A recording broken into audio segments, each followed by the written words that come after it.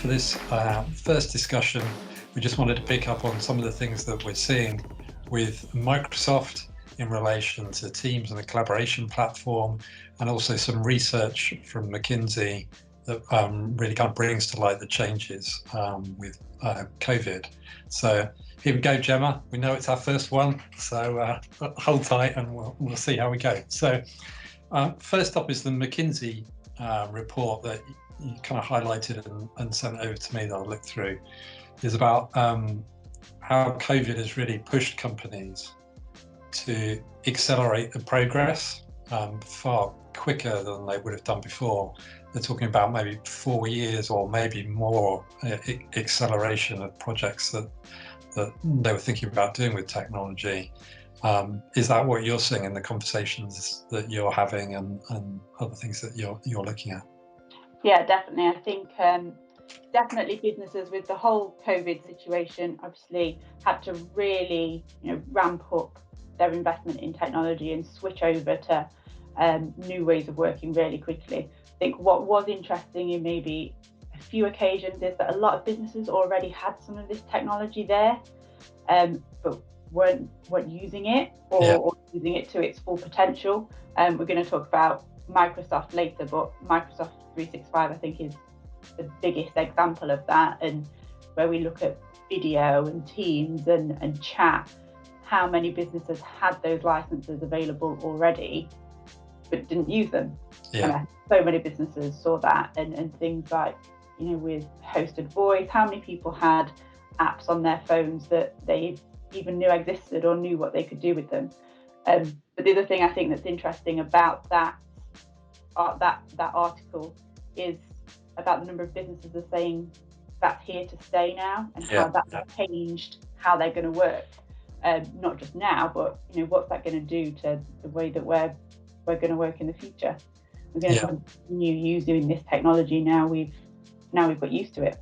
It says that. It says these big changes are also the ones that are going to stick around, that are kind of permanent changes, like remote working, like the need to be digital in everything that a company does, and really accelerate those digital programs, whether it's how you sell products to customers of just more e-commerce, or whether enabling people are out on the road. It's no surprise that digital is here to stay. I mean, we've known it for a while, but I think everything has pushed towards, or had to push towards digital. Yeah, it's funny, isn't it, that all those things that we've been talking about over the few years prior, we've been talking about trying to show everybody the benefits of some of this technology, and nothing like using it for yourself. We all know now we can't live without video. Having these conversations, it helps us so much in the way that we're working, and using messaging and all of those collaboration tools.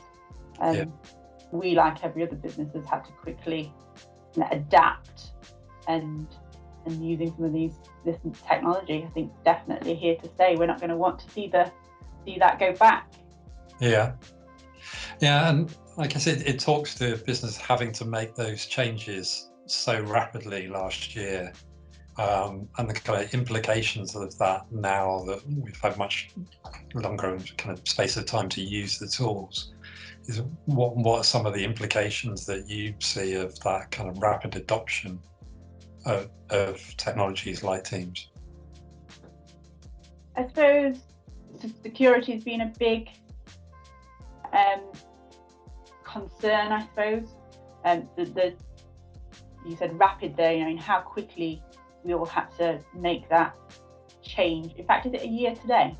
Yeah, it is. It's mind-blowing, isn't it? Yeah, that's we chose to do this on today. Then it was a year today that we had that announcement to say we're going to, have to now work from home, and putting in that technology. I think the implications that had, we had to do it so fast. Did businesses do that in the right way, in the most efficient way? I think the key thing that is coming through in some of the reports that we've seen is about security, and what kind of happened around, attackers and cyber threats, what happened around people being forced to go and work from home and adapt to the new ways of working, that almost led to an increase in risks from other places, people taking advantage of that new setup.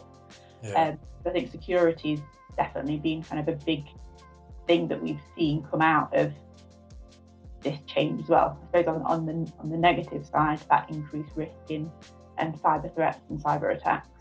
Yeah, I was saying that this, particularly for small and medium businesses, is that keeping up with that security threat, like you say, all the reports are that security threat has increased over the last year. Has been an opportunity for cyber criminals to exploit the kind of confusion over the pandemic, and I think it's hard for a small business to understand what they need to do around cybersecurity and invest in the right areas, whether that's email and web or something wider than that. Is quite a challenge, isn't it? Yeah, definitely. I think there's a lot of media about it. There's, on one hand, there's a lot of solutions out there that do a lot of great stuff, like email, web, and there's network security, device security, and then we bring in kind of business continuity elements like backup. There's so much out there, and then on top of that, you've got the media talking about these risks. I think for small businesses, that's definitely that's a lot of information. It's hard to digest of what's the best thing to do. Yeah, no, absolutely. That's great. So what we'll do at the end of this discussion, you'll see all the links that we're going to add in so people can reference the research that they've been looking at, and we'll just supply those. So that's really easy. Just getting on to the next thing is an ebook that we saw from Microsoft that talks about 4 tips to identify what's working, and it's around collaboration is what they're looking at. Those were: communicate without effort, be more productive through better integration, customize features for teams, and work with confidence. I thought we could just kind of talk through each one of those of what we can see happening. I think we see it in our own business, right, at Claranet, of how we're using these tools. So first one is communicate without effort, and really they're talking about Microsoft Teams and the difference that's made. How's that been for you? Yeah, I mean, I think I don't know where we'd be without those tools. Being able to get to information so quickly, I suppose, in terms of being able to send quick chat messages. But I think the biggest thing I've seen in working remotely, video and the meetings and conferencing, I think that's probably the biggest, because not only are we adapting to new ways of working in terms of being more collaborative in how we produce documents or work as a team, but there's that whole business culture thing as well, and meeting face to face, and I think the video element does add that communicate without effort kind of thing. It's keeping the culture going, isn't it? It's a tough thing to do, but I think we've kind of learned over the last year, haven't we, of the things that you can do to try and keep the culture going, and the ease of the tools to use is a really important part of that, isn't it? Yeah, if it's not easy, that adds that extra challenge, doesn't it? If it's not easy to communicate, how much more difficult would your working day be, and productivity? I think Teams does really help with that. Then getting on to the next point is around kind of integration. I think it's kind of Microsoft's vision that we'll talk about a bit later on, about bringing everything together in a kind of hub for an employee. So you've got everything there integrated into SharePoint, and your kind of document store in the cloud is a really important part of how these things come together, isn't it? Yeah, and it kind of links to effort, doesn't it? Everything in a single place, all the tools that you use to work being in a central app. You don't want to have to move out of that application into other areas.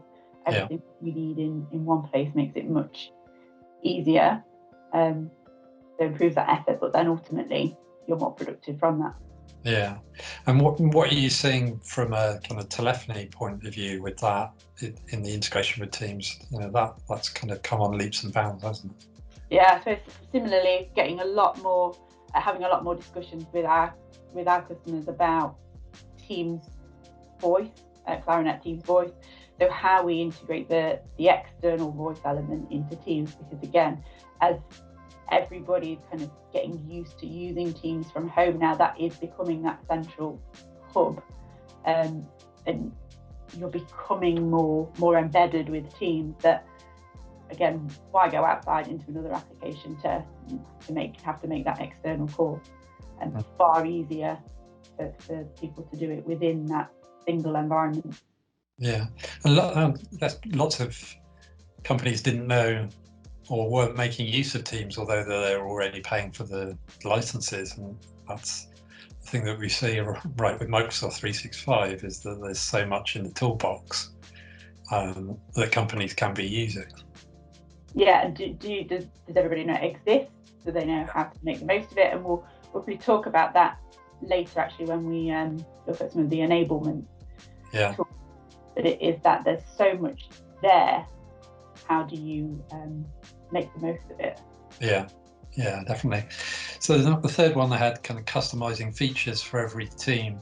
That's really about the fact that each kind of department or team can kind of share its own documents within a kind of shared area kind of thing.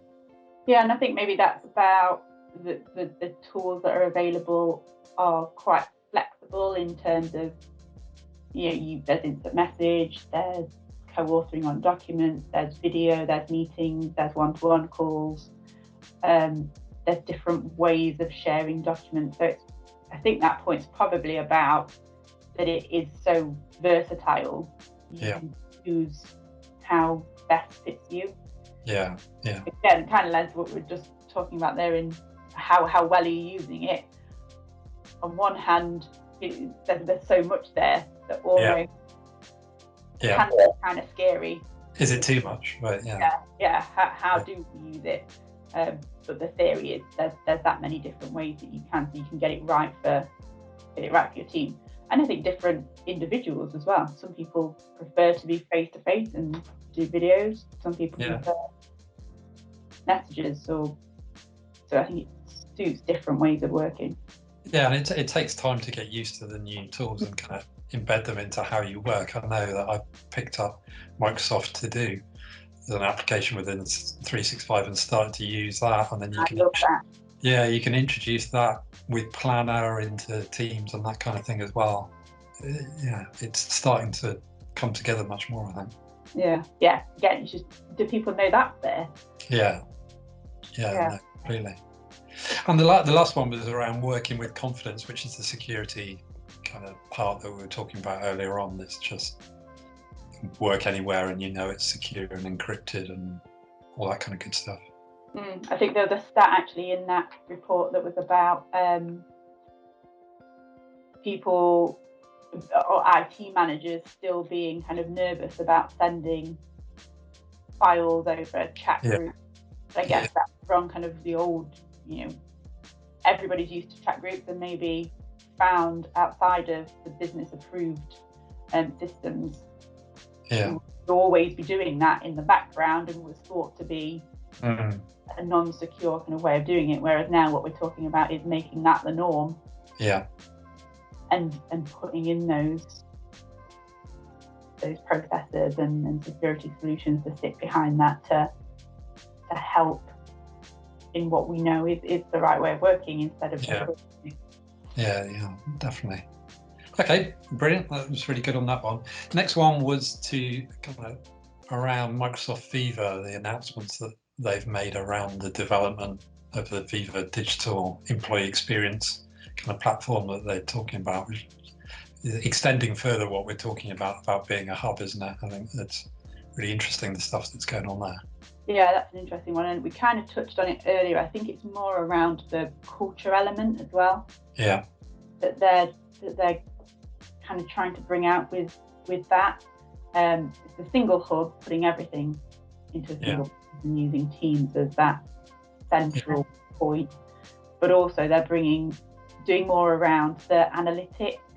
I don't know if you use it now, Bruce, but where it shows you how many meetings how many meetings with who, who are the people that you're interacting with the most, and so I think they're pulling out a lot more of that, using some of that insight to provide to team leaders and managers and help from that point of view. But also they're including things like kind of well-being partners as well, I think. Headspace, using some of that a bit more, so coming on with the culture aspect and creating, I think, maybe more intranet type environment.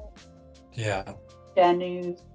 So I think that should be an interesting one to see what they do that are interesting, that what they've learned over this period of time and what they're taking from it, and how quickly they're then building that into solution.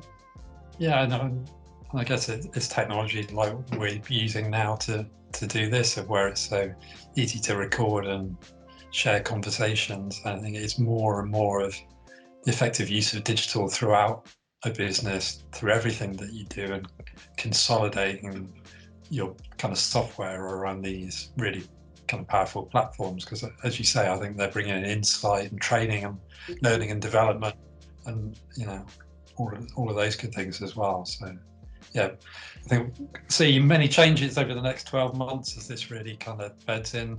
Hopefully things will be opening up a bit more soon, and there will be more of that kind of shared working between being at home, as we have been, and being in the office. But now it's going to be interesting to see how that develops in the future. Yeah, definitely.